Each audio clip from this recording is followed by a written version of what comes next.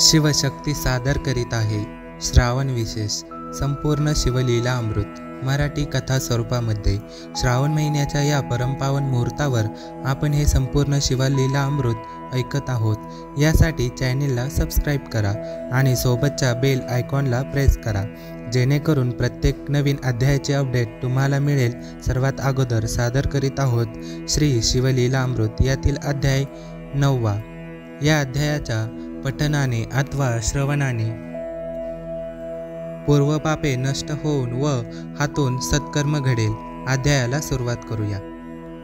सूत म्हणाले, सज्जन हो, वामदेव नावाचा महाज्ञानी मुनी सर्वांगास भस्म लावून दिगंबर अवस्थेत एकटाच वनसंचार करीत असे। एके दिवशी भुकेने कासावीस झालेल्या एका ब्रह्मराक्षसाने त्याला खाण्यासाठी पकडले असता मुनीच्या अंगावरचे थोडेसे भस्म त्याच्याही अंगाला लागले। त्या पवित्र भस्माच्या प्रभावाने त्याची सर्व पातके नष्ट होऊन तो दिव्यदेही झाला। त्याला आपल्या पूर्वीच्या जन्माचे ज्ञान झाले।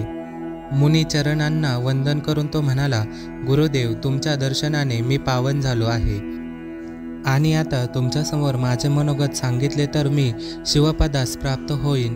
मग त्या ब्रह्मराक्षसाने वामदेवाला त्याच्या स्वतःच्या दृष्ट कृत्याबद्दल, त्याला कोणत्या नरक यातना भोगाव्या लागल्या, कोणकोणत्या जीवकोटीत जन्म घ्यावा लागला ते सविस्तर सांगितले। त्यानंतर वामदेवाने त्याला एका पापी ब्राह्मणांच्या प्रेताला भस्माचा स्पर्श झाल्याने तो यमलोकी न जाता त्याला कैलासात कशी गती मिळाली ते सांगितले। शिवप्रणीत भस्मा महात्म्यही सांगितले। भस्म प्रभावाने निष्पाप झालेल्या त्या ब्रह्मराक्षसाला कैलासात स्थान मिळाले। पुढील कथा सांगताना सूत म्हणाले, पांचाळ नरेश सिंहकेत एकदा शिकारीला गेला असताना काही भिल्लही त्याच्या समवेत होते। त्यातील एका भिल्लाला भग्न शिवालयात खाली पडलेले एक शिवलिंग दिसले। त्याने ते राजाला दाखवताच तो भिल्लाला म्हणाला, हे घरी नेऊन तू चिताभस्माने याची नित्यपूजा कर, चिताभस्माशिवाय नैवेद्य दाखवू नको।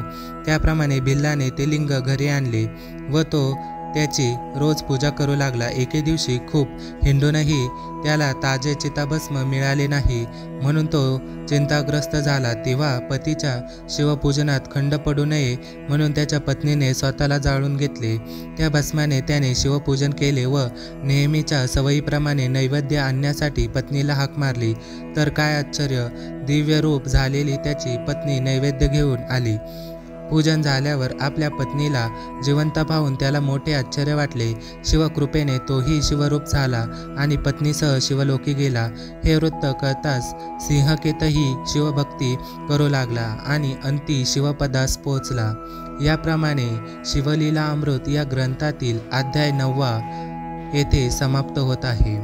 धन्यवाद। ओम नमः शिवाय।